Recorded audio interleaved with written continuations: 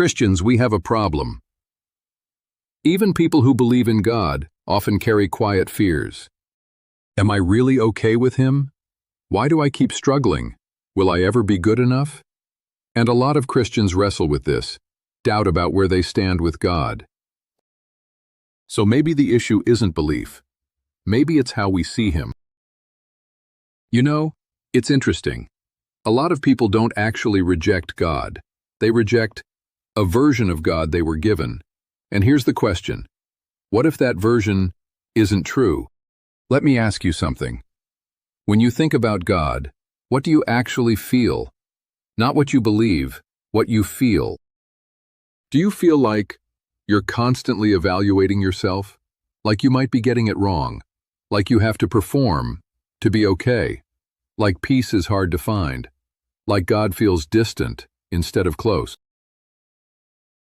I remember someone saying, I feel like no matter what I do, I'm always just a little behind. I'm trying, but I never feel like I've quite gotten there. In other words, something feels off, but you can't quite explain it.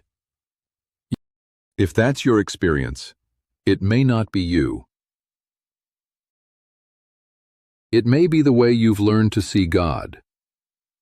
And most of us don't even realize it. We've been taught to see God this way.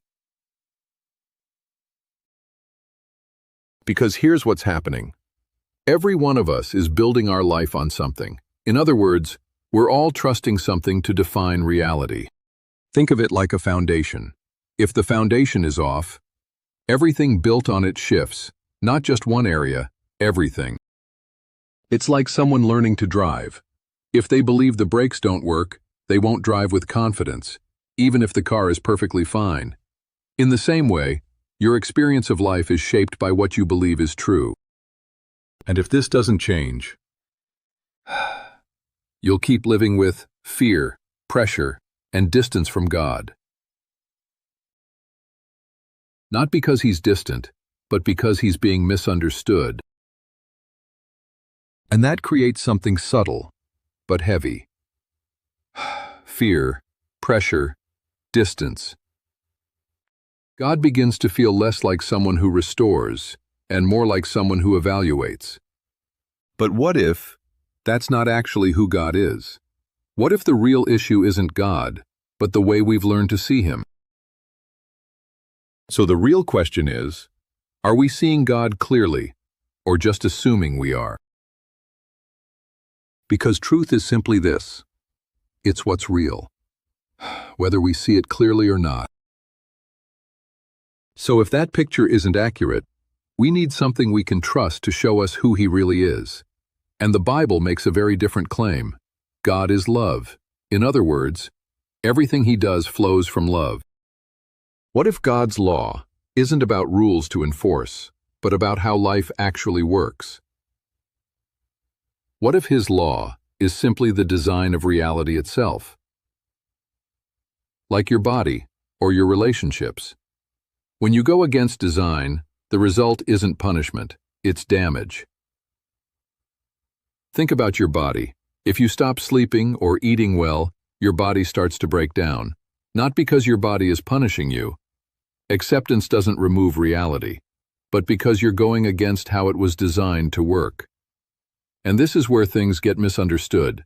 Because when we hear that God is love and that He accepts us, it's easy to assume that means everything is fine, that His law is just good advice, and that He approves, no matter what.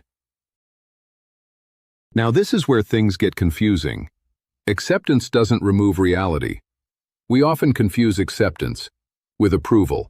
Acceptance means you are wanted, you are loved, you are not rejected. Life actually works a certain way. Love works, trust works, but selfishness breaks things. Not because God is punishing you, but because that's how reality is designed. It's like a doctor and a patient. The patient is sick, and the doctor doesn't say, "Come back when you're healthy." He says, "Come as you are, so I can help you heal." In the same way, God's acceptance isn't the reward for getting it right. It's the starting point that makes getting it right possible. He doesn't accept you because you're perfect. He accepts you so you can be restored. This is the shift. Acceptance is unconditional. Transformation is intentional. God doesn't wait for you to change. He accepts you so you can. So how does that change actually happen? It begins with trust. Not trying harder, but trusting more deeply. Because real change doesn't come from pressure, it comes from believing what's true. So maybe the real question isn't, what do I need to fix? But what have I been believing that isn't true? God isn't the one who needs to change. Our view of him does. So maybe the real issue isn't that God is distant or difficult or impossible to please. Maybe we've just been looking at him through the wrong lens. And when that lens changes, everything changes.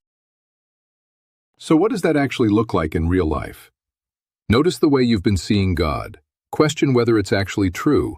Replace it with what Scripture reveals. That one shift can change everything. Because when you see God clearly, fear begins to fade, pressure lifts, peace starts to grow. Not because life is perfect, but because your foundation is finally right. If this is helping you rethink who God is, subscribe and keep going, because this isn't just about learning truth, it's about becoming who you were created to be. And in the next video, we're going to go even deeper into this. God is love. Whoever lives in love lives in God, and God in them.